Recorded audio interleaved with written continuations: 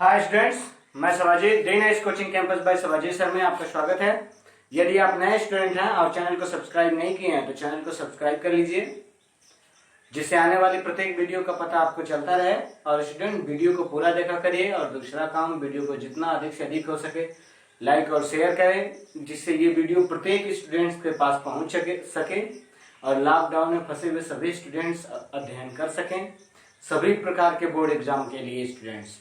ठीक है, और आइए चलते हैं। क्लास 10 का मैं पढ़ा रहा हूँ, लेसन 5 है, नाम है प्रिज्म द्वारा प्रकाश का अपवर्तन, refraction of light by prism. ठीक है स्टूडेंट्स, तो इसमें आइए जानते हैं कि प्रिज्म है क्या। सबसे पहले हम प्रिज्म का आकार बनाते हैं। देखिए, प्रिज्म में एक पृष्ठ, दो पृष्ठ और तीन पृष्ठ। ठीक है, प्रिज्म कांच का बनता है और कांच आप जानते हैं कि समांगी माध्यम है, समांगी एवं पारदर्शी माध्यम होता है कांच। ठीक है, स्वच्छ कांच की बात कर रहे हैं हम। तो इसमें देखिए, ये प्रिज्म हुआ जिसके तीन पृष्ठ हैं। ठीक है, यहाँ पे ए बनाएंगे, यहाँ पे बी बनाएंगे और यहाँ पे सी बनाएंगे। ठीक है, और जो पृष्ठ निचले सिरे पे होता है, यानी जो किसी वस्तु के ऊपर जो प्रिज्म का जो भाग या जो पृष्ठ किसी वस्तु पर रखा गया होता है, उस पृष्ठ को बोलते हैं आधार पृष्ठ। ये कैसा पृष्ठ है? आधार पृष्ठ। ठीक है स्टूडेंट्स, और ये दोनों जहां से प्रकाश की किरणें हम इधर से और इधर दोनों ओर से ले जा सकते हैं, तो इस पृष्ठ को हम बोल देंगे अपवर्तक पृष्ठ। अपवर्तक पृष्ठ। ठीक है स्टूडेंट्स, इस प्रकार से प्रिज्म में तीन पृष्ठ हुए। परिभाषाओं में आपने बुक में देखा होगा तो लिखा होगा दो समांगी एवं पारदर्शी। देखिए, ये समांगी का मतलब कांच से बना हुआ है। देखिए परिभाषा, दो समांगी पारदर्शी अपवर्तक पृष्ठों से, यानी यही दोनों अपवर्तक है, से घिरी हुई आकृति को प्रिज्म कहते हैं। ठीक है, इसलिए आप ये मत समझ जाइएगा कि प्रिज्म में केवल दो ही पृष्ठ होते हैं। बस दो तो अपवर्तक पृष्ठ होते हैं और तीसरा आधार पृष्ठ होता है स्टूडेंट्स। तो प्रिज्म की परिभाषा देखिए क्या है, फिर से, दो समांगी पारदर्शी एवं अपवर्तक पृष्ठों से घिरी हुई आकृति को प्रिज्म कहते हैं। यह कांच का बना होता है। ठीक है स्टूडेंट्स, और अब इसमें आएंगे, ये परिभाषा हो गई, ये हम फिगर बना लेंगे, इसमें छोटी मोटी परिभाषाएं आ जाएंगी। अब जैसे आपसे पूछेगा छोटी मोटी परिभाषाओं में, तो आपसे पूछ सकता है अपवर्तक पृष्ठ किसे कहते हैं। ठीक है, तो अपवर्तक पृष्ठ, अपवर्तक पृष्ठ, ये आपसे पूछ सकता है स्टूडेंट। तो आप लिखेंगे प्रिज्म के ऐसे पृष्ठ जिससे प्रकाश का अपवर्तन हो सकता है, अपवर्तक पृष्ठ कहलाता है। और दिए गए चित्र में ए बी और ए सी दोनों अपवर्तक पृष्ठ हैं। कौन कौन? ए बी और ए सी, ये दोनों अपवर्तक पृष्ठ है। पॉइंट नंबर 2 में आएगा स्टूडेंट्स आधार पृष्ठ। ठीक है,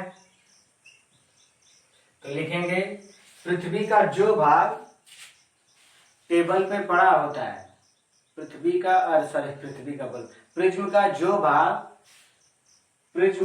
भाग टेबल के तल पर पड़ा होता है, ऊपरी सिरे पर, यानी ये टेबल है, इसके ऊपर ऐसे प्रिज्म रख दिए, उसे आधार पृष्ठ कहते हैं।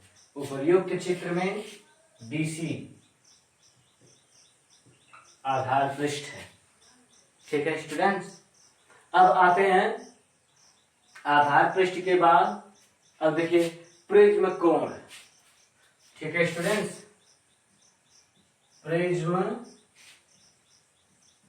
कोण, प्रिज्म कोण की परिभाषा अगर आपसे पूछता है स्टूडेंट्स, तो लिखेंगे प्रिज्म के दोनों अपवर्तक पृष्ठों, देखिए ये अपवर्तक, ये भी अपवर्तक, प्रिज्म के दोनों अपवर्तक पृष्ठों से घिरी हुई आकृति को प्रिज्म कोण कहते हैं। प्रिज्म के दोनों अपवर्तक पृष्ठों से घिरी हुई आकृति को प्रिज्म कोण कहते हैं, इसे ए से प्रदर्शित करते हैं। ठीक है स्टूडेंट्स, प्रिज्म कोण को ए से प्रदर्शित करते हैं।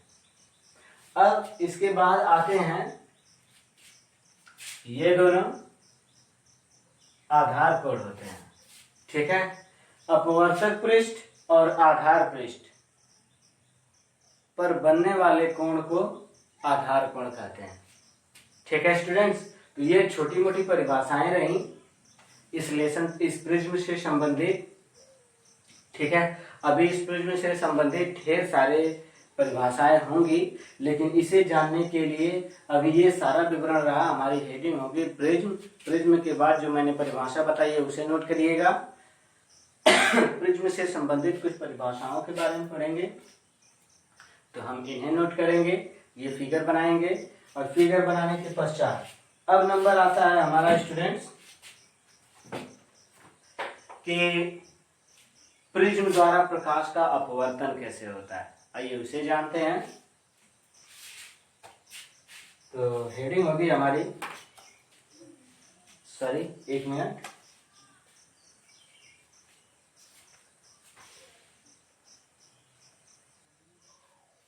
ठीक है स्टूडेंट्स, तो आइए प्रिज्म द्वारा प्रकाश का अपवर्तन जानते हैं हम।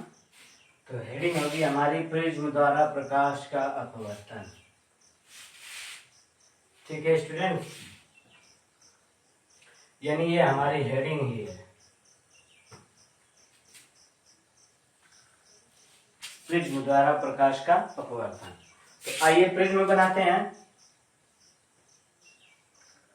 फिगर को ध्यान से देखिए, दो अपवर्तक पृष्ठ हो गए, ये आधार पृष्ठ हो गया ए, बी और सी। ये ए बी सी हो गया, जिसमें ए बी और ए सी दोनों अपवर्तक पृष्ठ हैं, बी सी आधार पृष्ठ है। इससे कोई श्वेत प्रकाश किरण प्रिज्म के अपवर्तक पृष्ठ ए बी पर पड़ती है, और लेंस से अपवर्तन के पश्चात, कांच से अपवर्तन के पश्चात, देखिए ये विरल माध्यम हो गया, ये सघन माध्यम हो गया। स्टूडेंट्स, कांच है, सघन माध्यम हो जाएगा। यहां से लंब डालेंगे, देखिए लंब डाल रहे हैं, तो आपको पढ़ाया गया कि जब प्रकाश किरण विरल से सघन में जाती है तो अब ये अभिलंब है, जाना चाहिए ऐसे सीधे, परंतु ये सीधे न जाके आधार रेखा बीसी के समानांतर हो जाएगी। ठीक है, देखिए ये आधार रेखा है, बीसी के समानांतर हो जाएगी और अभिलंब की ओर झुक भी गई है स्टूडेंट्स। और यहाँ पे जब यहाँ पे पहुंचेगी तो अब यहाँ पे भी यहाँ से लंब डालेंगे स्टूडेंट्स। ठीक है, जब यहाँ पे लंब डालेंगे तो जब सघन से विरल में जाती है तो यह अभिलंब है, अभिलंब से दूर हट जाती है। ठीक है स्टूडेंट्स, पी क्यू आर आ गया। ठीक है, आधार अब क्या करेंगे, Q को आगे बढ़ाने पर, आपतित किरण Q को आगे बढ़ाने पर तथा R को पीछे बढ़ाएंगे तो ये जो कोण बनेगा इसे विचलन कोण कहते हैं स्टूडेंट्स। ठीक है, ए बी यहाँ पे सी बन गया स्टूडेंट्स, इसे डी बनाते हैं या डी से ही बना लेते हैं और इसे ई बनाते हैं। ठीक है स्टूडेंट्स, और ये यन, ठीक है, ये विचलन कोण।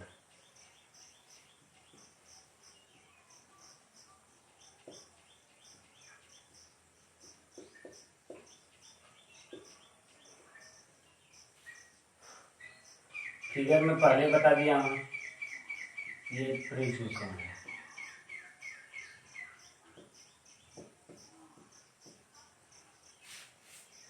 ठीक है स्टूडेंट्स, ये देखिए आपतित किरण और अभिलंब के बीच बना कोण आपतन कोण होता है, आई। ये बाहर निर्गमन कोण होगा, तो ये I2, ये I1।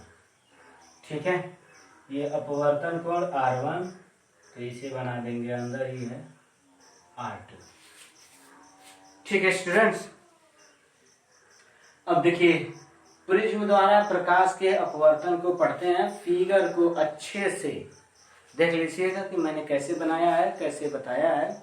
एक बार फिर से बता दे रहा हूँ, ये आधार रेखा है, आधार रेखा BC है और AB और AC दोनों अपवर्तक पृष्ठ हैं।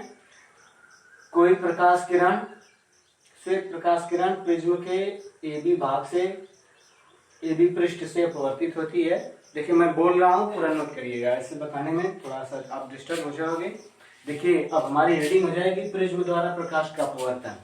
ठीक है, तो प्रिज्म द्वारा प्रकाश के अपवर्तन में मैं कैसे हम लिखेंगे, तो ये फिगर बनाएंगे स्टूडेंट्स, और फिगर बनाने के बाद लिखेंगे माना ABC, माना फिर से देख लीजिए ABC एक प्रिज्म है जिसका अपवर्तक पृष्ठ AB और AC है तथा आधार पृष्ठ BC है।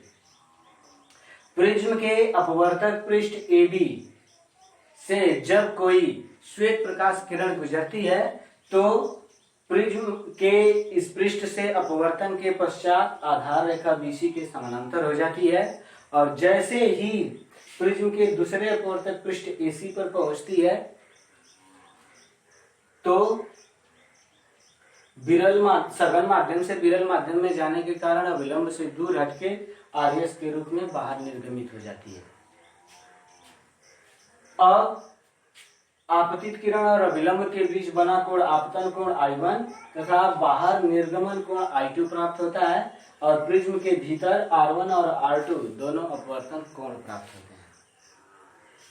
ठीक है स्टूडेंट्स, एक बार फिर से पूरी बात को सुन लीजिए मेरे, अगर आपको दिक्कत हो तो। माना ABC एक प्रिज्म है जिसका आधार पृष्ठ BC और AB तथा AC दो अपवर्तक पृष्ठ हैं। जब श्वेत प्रकाश किरण प्रिज्म के AB पृष्ठ पर आपतित होती है तो अपवर्तन के पश्चात अभिलंब की ओर झुककर आधार रेखा BC के समानांतर हो जाती है, और जैसे ही प्रिज्म के दूसरे अपवर्तक पृष्ठ AC पर पहुंचती है अभिलंब से दूर हटती हुई निर्गमित हो जाती है, और इसके आपतन और निर्गमन कोण I1 I2 हैं तथा आपतन कोण और निर्गमन कोण अपवर्तन कोण R1 तथा R2 है। इसका प्रिज्म कोण A है तथा विचलन कोण डेल्टा है। ठीक है, अब इसमें स्टूडेंट्स दो बातें आएंगी, इतना लिख देंगे। अब इसके पश्चात यही हो जाएगा प्रिज्म द्वारा प्रकाश का अपवर्तन। फिगर बना के इतनी बातें लिख देंगे, ये प्रिज्म द्वारा प्रकाश का अपवर्तन हो गया। इसमें दो हेडिंग को मैं आपको एक बार फिर से समझाते रहा हूं, एक प्रिज्म कोण और एक विचलन कोण, जिसकी आगे आवश्यकता है स्टूडेंट्स विचलन कोण। स्टूडेंट्स देखिए, आपको प्रिज्म कोण के बारे में मैंने बताया है, दोनों अपवर्तक पृष्ठों से या दोनों अपवर्तक पृष्ठों के झुकाव को प्रिज्म कोण कहते हैं। अब उसके बाद आ जाएंगे विचलन कोण। एक विशेष स्थिति के लिए, ठीक है, देख लीजिए, एक विशेष स्थिति के लिए जब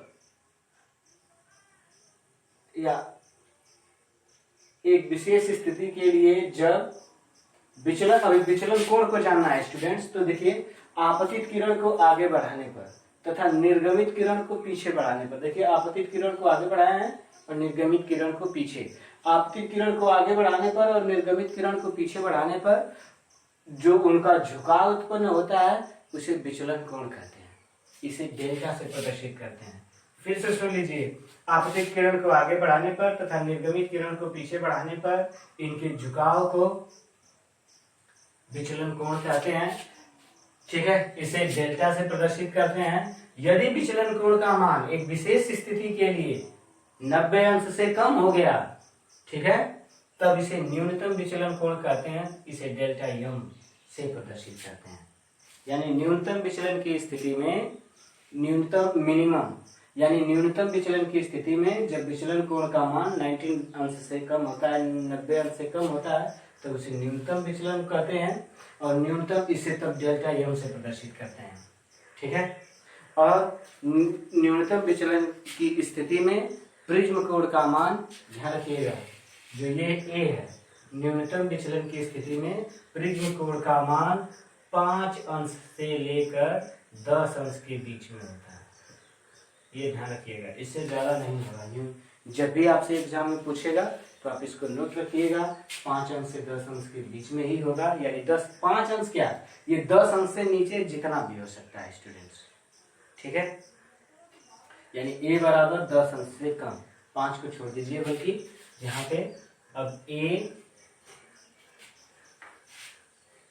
जो 10 अंश है इससे कम ही होगा ए का मान। ठीक है स्टूडेंट, 10 अंश से कम होगा।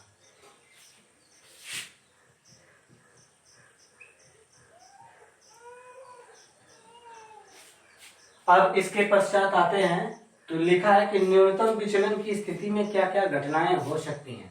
ठीक है, तो न्यूनतम विचलन की स्थिति में पहली बात, न्यूनतम आपको एक बात बोला कि आधार रेखा बीसी के समानांतर हो जाती है अपवर्तित किरण। तो कब होती है, जब आधार कोण दोनों आपस में बराबर होंगे। ठीक है, देखिए न्यूनतम विचलन की स्थिति में हमारी हेडिंग होगी न्यूनतम विचलन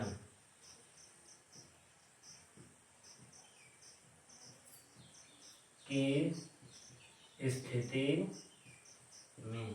जब न्यूनतम विचलन होता है तो पहला बात क्या होता है, I1 बराबर I2, पॉइंट नंबर 2 होगा R1 बराबर R2। ये दोनों बातें जब न्यूनतम विचलन की स्थिति होगी, मतलब इसे जब डेल्टा एम से प्रदर्शित करेंगे, विशेष स्थिति के लिए 90 डिग्री से कम मान होगा, तो आपतन कोण का मान निर्गमन कोण के मान के बराबर होता है तथा अपवर्तन कोण के मान भी आपस में बराबर होते हैं।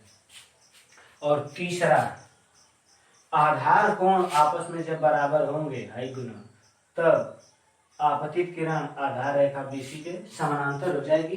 अगर आधार कोण आपस में बराबर नहीं होंगे न्यूनतम विचलन की स्थिति में, तब ये आधार रेखा बीसी के समानांतर नहीं होगी। स्टूडेंट्स, इन तीनों पॉइंट्स को आप ध्यान रखिएगा। ठीक है, तो आज के वीडियो के लिए इतना है। इसे कई बार अवश्य देख लीजिएगा, क्योंकि इससे कुछ इंपॉर्टेंट ऑब्जेक्टिव क्वेश्चन भी पूछ सकते हैं। तो वीडियो को पूरी तरह से देखें, कैसा लगा इसे कमेंट बॉक्स में जरूर बताएं स्टूडेंट्स। ठीक है, प्रिज्म से थोड़ा इससे एक्स्ट्रा बातें मैं अगले वीडियो में आपको जरूर बताऊंगा। तब तक के लिए धन्यवाद स्टूडेंट्स।